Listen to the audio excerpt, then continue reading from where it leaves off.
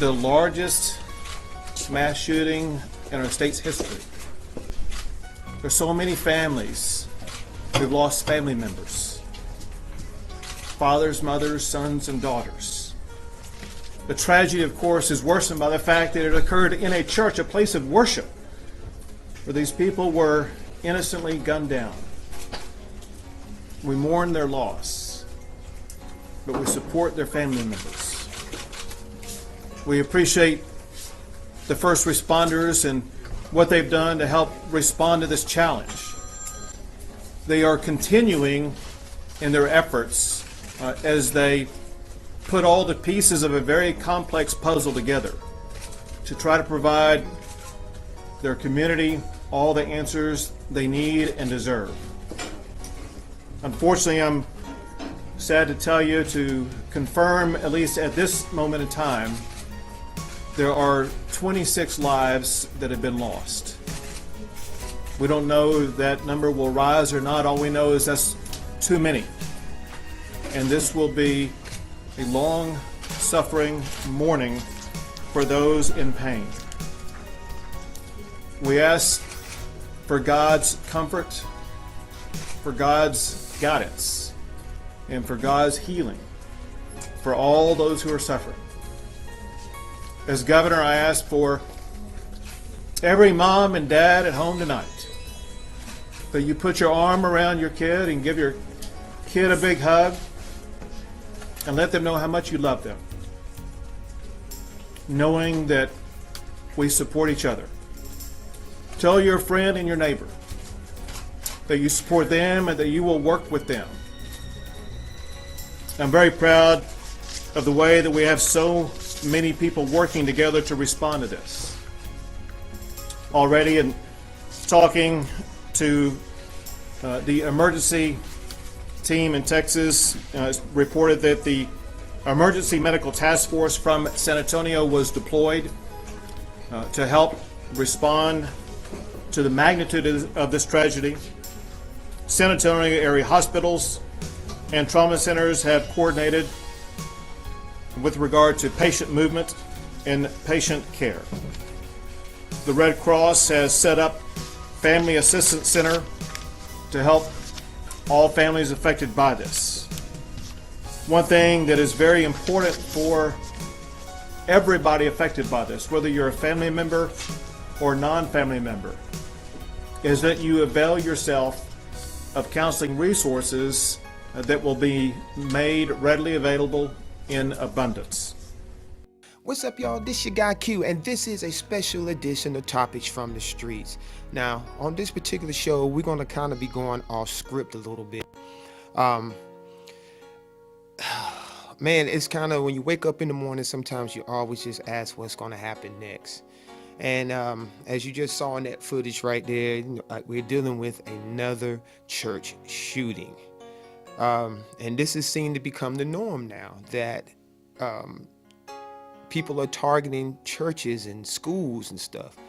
And for most people who may not understand why people with so much hate is targeting schools and churches, unlike schools, churches are a little bit more of a soft target. And a soft target is basically any place that doesn't have, the tight security as most places would have. Fortunately for our schools, they have gotten a little bit more tighter with security, having, police officers on campus, or, having some schools having metal detectors. But when it comes to churches are more of a soft target because churches are more open for people. It's a place that you're supposed to go to get away from the everyday struggle and hassle of life. And sometimes we have to ask ourselves, why? Why do people seem that this is what they want to do, is attack people at churches? Well, as I said, churches are soft targets. Most churches, don't have a congregation, that has guns and all this kind of stuff. So people target them. Same things for schools, until schools started getting more protective, of course, because of our little ones, it became a soft target as well. And they're still vulnerable to the hate of some people. And it always comes back to the discussion of gun control. You know, some people feel like now it needs to be revisited as far as gun control. Some people feel like churches need to arm themselves now. And as far as I'm concerned, I believe that the churches need to arm themselves. Now, people are going to have different opinions about this. Some pastors in some congregations and churches are going to say this is a good thing. Some people say it's not good. And so when this happened, you know, it really hit home just how dangerous the world is. We know the world is dangerous for all types of reasons, but it's even more dangerous now because you can't even go to church and feel safe. Because now people in church are going to be wondering who's opening those double doors and coming in. Who is this person? Someone they never seen before. And it also could be somebody that you have seen before. So some pastors are acceptable to having armed people in churches and some aren't. And here's a little story from Channel 11, ABC Channel 11 here in Raleigh. They did an interview with a pastor, and this is his thoughts on having armed members. Check it out. This shooting is raising concerns here locally on whether churches should be armed or not. Tonight, local churches dealing with a renewed call for armed security during Sunday worship services. This debate comes after dozens were wounded by gunfire today inside a church outside San Antonio. At least 20 people dead, including the shooter. Tonight, local pastors are weighing in. Do you believe that churches should have armed security? Yes. Why? I think it is the obligation of the church to make sure that the members and visitors are safe, just like we have a fire alarm. We have just entry alarms. So it's a part of the security package. Bishop Darnell Dixon of Bible Way Temple says today's active shooter climate dictates the need for more churches to be on board with providing armed personnel. We're living in perilous times. We're living in dangerous times. And I think it's incumbent on every organization where people gather to discuss proper security. But not every pastor agrees with Dixon's beliefs. One pastor tells me privately he doesn't allow any concealed guns on his church property, saying the Lord is all the protection he needs. Dixon says those pastors rely on faith as their weapon. God will take care of us. God will protect us. God will keep us. I believe that is, but I also believe he gives us common sense. And I'm an advocate of taking on responsibility. If I call people together, it is incumbent upon me to make sure they are safe. Now, a lot of people are going to have different, views, mixed feelings about churches having having guns in an armed congregation. And some pastors really believe that they don't need it. You know what I'm saying? They don't need it. And yes, I believe my faith in God, is strong enough to say God will protect us. But like this pastor said, God also gives us common sense. And we have to take different measures now than what we used to. It's not one of those things now we can go into church and just feel safe. It's the reality, folks. We're living in the reality of life that we live amongst the most dangerous individuals on the planet. Our world is, the world is seeing so much destruction from fire, weather, all kind of stuff is happening. We're on the brink of maybe going into World War III. And we have to look at the way that we live now, unfortunately. We're going to go to ABC News, and that's to give you a little bit more of an insight about what happened at this church in Texas. It's incredibly devastating that, people go to worship and this is what happened. Let's go to ABC News and let them give you a little bit more insight of what happened at this church. Tonight, we are learning more about the people inside that small town Texas church during the deadly shooting. The known victims ranging in ages from 5 to 72. That first named victim, 14-year-old Annabelle Renee Pomeroy, the pastor's daughter. Pastor Frank Pomeroy saying he wants the world to know his daughter was one very beautiful, special child. Pastor Pomeroy, seen here in this YouTube video from just last week, wasn't in church this morning. He was out of town in Oklahoma at the time of the shooting, but is driving home now, telling ABC News, every one of our close friends is among the dead. You can see in these images from inside the church, this is a small church. 2 rows of pews, 1 aisle down the center, families in almost every seat. I mean, if it can happen here, guys, it can happen anywhere. At least 14 people are being treated at area hospitals, including a 5-year-old whose family tells us he's in surgery fighting for his life. Tonight, many family members still waiting for any word from their loved ones who were inside. Now, it's a very eerie feeling, you know, to know that somebody would target people in the church, and especially children, and ages ranging from 5 to 72 years old. And as you can see from the video, and you can also see from the picture, the church was not that big. So this congregation had nowhere to go. In this particular town, you know, the population was only about 600 people. So that is just a small third of their population that is gone. And what makes it so eerie as well, and it's sad, that the pastor himself and his wife were out of town. It was, you know, and their daughter attended church and she lost her life. And the eerie feeling is that if he was there and his wife were there, they could have been amongst the victims. And it's just, you know, this pastor has got to now be the strength and the motor and the oil, everything to drive his church and rebuild them. If some of you remember when I took a trip to Charleston, South Carolina, I think it was in 2015.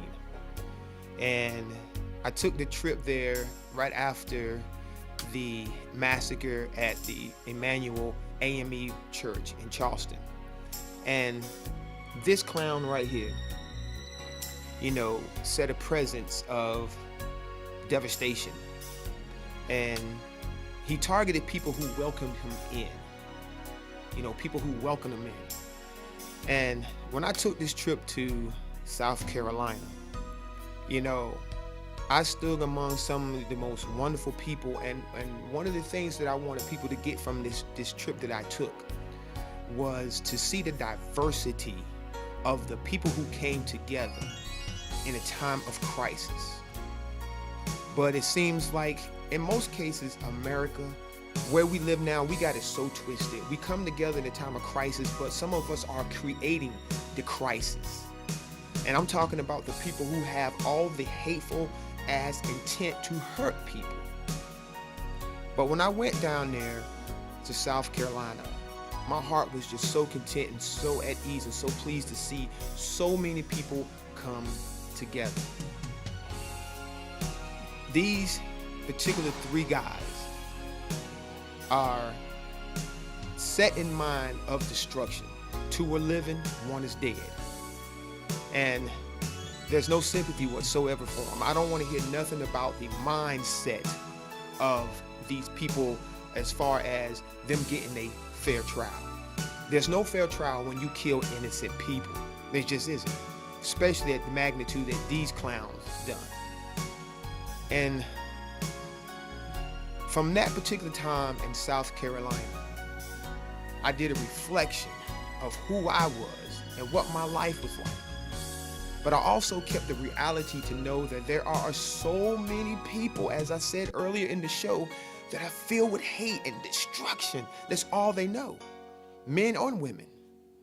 Whether you have people that are around you today or people in your past, people are carrying hostility towards you. People are carrying anger. And when you're down, that's when they kick you. You know, I'm not trying to get off the subject here, but my point is we live around people that can surprise us, that people have that much hate. Now, I will say one thing. I'm not a fan at all of Donald Trump, whatsoever. But I have to agree about one thing he said. Now, it goes back to the gun control, but Donald Trump made a statement about this shooting in Texas, and he said one particular thing in his statement about mental health. And before I give you my take on that, here's what Donald Trump had to say from Japan about the tragedy, the mass killing in Texas. Yeah. This isn't a guns situation. I mean, we could go into it, but it's a little bit soon to go into it. But fortunately, somebody else had a gun that was shooting in the opposite direction. Otherwise, it would have been as bad as it was. It would have been much worse. But this is a mental health problem at the highest level. It's a very, very sad event. These are great people and a very, very sad event. But that's the way I view it. Now, we can agree to disagree on this particular subject. Donald Trump says that that's just how he sees it. Now, I'm not a Donald Trump fan whatsoever. But when he does say something that I do agree with, I have to acknowledge it, okay? This is not about a gun thing. It is a mental thing. Some people are crazy. Some people don't deserve to have a gun. Okay, everybody that's applied for a gun has passed. We don't know that they're crazy or not until after they do something. Okay, let me give you one example before I show you another. Police officers, okay? We remember Rodney King, the whole incident in LA when these LAPDs beat Rodney King half to death, okay? If it wasn't a video, you wouldn't have known about it. It'd have been brushed under the rug.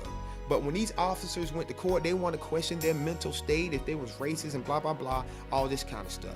Now you got police officers today who are abusing their power by physically attacking people, hurting people, punching people. But these are police officers that probably been walking amongst everybody every day. Nice as can be, shaking people's hand, going to events. We've seen it, you know, doing things in the community. But as soon as something happens with one of these police officers, now people questioning their mental state. So what did that tell you?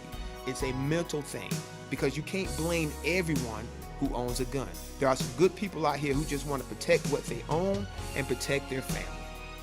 Now, I'm going to show you a video too. Now, you may say this guy here that committed this mass murder in Texas, he's got a mental problem, or he may not have a mental problem. I'm quite sure some people are going to say, we never thought he was going to do that, or he didn't show any signs, but he has a mental problem, okay? Now, he was honorably discharged from the military, from the Air Force, because of some type of inappropriate thing that happened, okay? So we're going to go to another clip and let them give you a little bit of insight into this guy's life and what he posted on Facebook. Check it out. The shooter, Devin Patrick Kelly, entered First Baptist Church of Sutherland Springs, Texas, and opened fire, killing 26 worshipers. Kelly is a 26-year-old Air Force veteran from nearby New Braunfels, Texas, according to a LinkedIn account tied to his name. He was court-martialed and dishonorably discharged in May of 2014. His social media outlets are being scrubbed, but on Facebook, he recently posted a picture of an assault-style weapon. Eyewitnesses said the gunman entered the church in the small Texan town in full combat gear. At this time, there is still no motive. 26 are now confirmed dead, not including the shooter, now dead. Kelly shot at least 2 victims outside of the church, then entered the church shooting dozens more. 24 died either inside the church or being transported to hospitals. The suspect was engaged by a local armed citizen.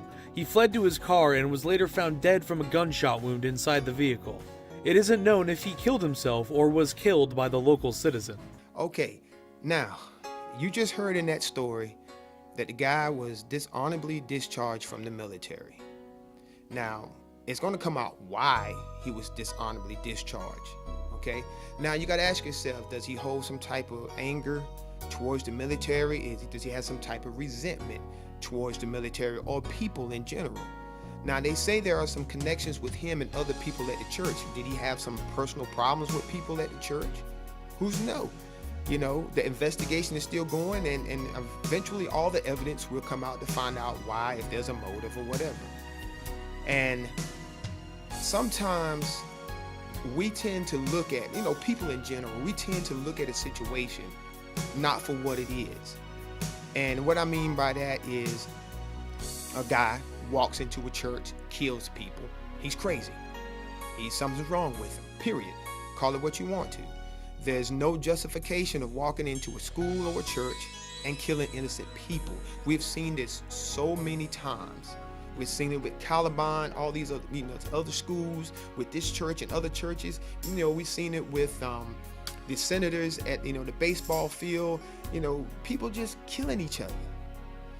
But amongst all of the things that we deal with in America, we do have some people who, some people may call them vigilantes. I don't call them vigilantes. I call them heroes. I call them God's soldiers. And I say this because these two particular guys that you're going to see in this video, this one guy's going to explain how they encountered this coward that killed these innocent people at this church in Texas. He's going to tell you himself how this all played out and how this guy took his life, so to speak. But this is a hero. These are two heroes. They're not going to call themselves hero, which is understandable. But they did what they did, and they did what they had to protect other lives. Okay, that's 26 lives gone. And amongst them are some elderly and some children. I mean, all lives are precious, period. Doesn't matter if it's young or old or in between. All the lives were precious. But it took these two guys to make sure that nobody else got killed. And I call them both heroes. And I'm ready to see who this other guy is. So, I'm going to play the video. Check it out. And he's going to describe to you exactly what happened when he came across the shooter coming out the church. Check it out. I pulled up on the intersection and I saw the shooter coming from the cars actually right outside the church that were parked. His vehicle was parked, door open, engine running, and him and the neighbor across the street were both coming out about the same time, exchanging fire. And as he came up, I never got a look at him. I never really saw him. I saw the gunfire. The shooter got in his truck. The gentleman with the rifle came to my truck as the shooter took off, and he briefed me quickly on what had just happened and said that we had to get him, and so that's what I did. I just know it was all black. All black? And it was a pistol he was shooting. I can't tell you anything more than that. I don't know. Okay, and what kind of car was he driving? It was a kind of a pearl-colored Ford Explorer. We just take pursuit. We speed over 87 through traffic, and like I said, we hit about 95 going down 539 trying to catch this guy until he eventually lost control on his own and went off in the ditch. He just hurt so many people, and he just affected so many people's lives. Why wouldn't you want to take him down? I was on the phone with dispatch the entire time. As far as I could see, Wilson County Police were all headed to the church, and on 539 I did not see any police, and so I gave them the direction we were going, on what road and everything, and that the vehicle was in sight, and I was picking up, getting closer and closer. It's like he just gave up. He went off in the ditch, hit a hay bale from what I could see, and then he just never moved after that. He didn't get out, he didn't try anything, nothing. He hit the ditch. The gentleman that was with me got out, rested his rifle on my hood, and kept it aimed at him, telling him to get out, get out. There was no movement, there was none of that. The guy didn't put up a fight or anything. About, like I said, 5 to 7 minutes, it was very quick. It was very quick. And then once the police showed up, they moved me and the gentleman back, and then everybody showed up and they took action. And what happened? Did you hear gunfire after that? No, sir, there was no gunfire. Okay. Nothing else had to happen beyond that. I just pulled up to an intersection and saw gunfire. That's it.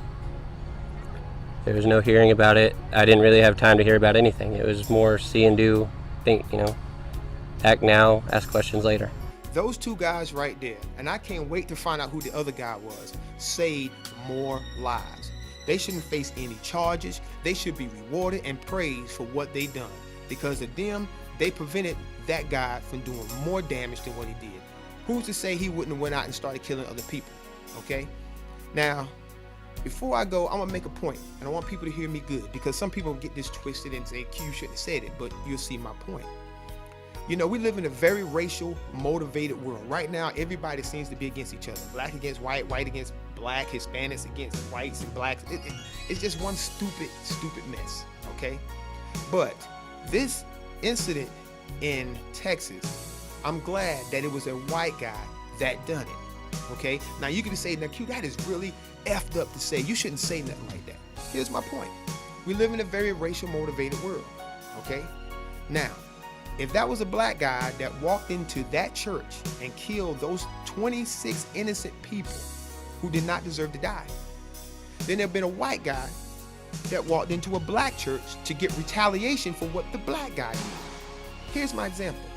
This guy walks into a church in South Carolina and kills 8 people because he wanted to start a racial war. This is what he said. Now, this guy walks into another church in retaliation because of that guy for going into the black church. So this guy walks into a white church and kills some innocent white people because of his retaliation against what this guy did. You see my point? Because it starts a trend of racial, attacks against the race. That's what this is all about. Now, I'm not saying it's justifiable because it's a white guy. No. What I'm saying is this could have been 10 times even worse because of the mentality of the racialness that is going on in our world. There are some people out there who are just looking for a reason to attack the other race, and they're watching the news and what's on TV to see if they got a reason to get retaliation against another race. So what my point is, if a white man walks into a black church and kills some black folk, a black man who don't like white people is going to walk into a white church to get retaliation for what the other guy did. That is my point. That's why I'm so happy that it is not a racial thing on that aspect. Now, could this white guy don't like white people? No. I think he just had some personal vendetta against people, or he just holding some hostility in. Nobody should be walking in any church, whether you black or white, orange or green, whatever race you are, and kill innocent people. And that goes for schools. But we know, and let's be real, because like I said, y'all talk about the same thing the same way I'm talking about now, so don't get surprised and get upset. But you know good and well that I have just given you proof that if a black man would have walked in that church and did that, or if a white man would have walked in church and did that to a black church, then there would have been 2 races even worse than what we are now going against each other. Somebody would want to retaliate because of what a particular race done. That has to make sense to you. Okay, but this has been your guy Q, and this has been a special edition of Topics from the Streets. To all the families in Texas, our heart goes out to you. We're so sorry for your loss. All of us here in North Carolina are with you. This is your guy Q, and this has been Topics from the Streets. We'll see you next time. Y'all take care. God bless Texas.